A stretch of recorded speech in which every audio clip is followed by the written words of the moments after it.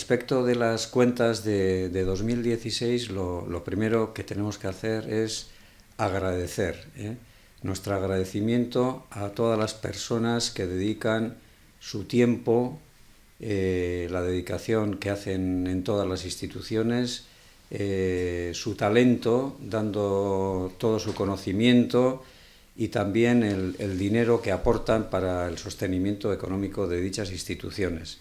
Sin la participación del voluntariado, la Iglesia de Bizkaia no sería sostenible. Eta gero Barranquilla, han kolegio handia daukagu, eta gero beste kolegio.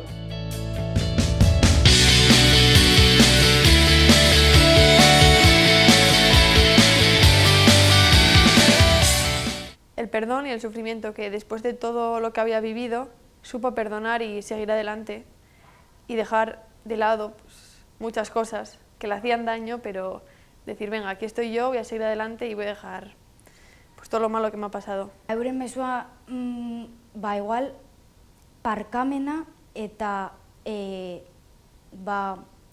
sufrimendua, bai.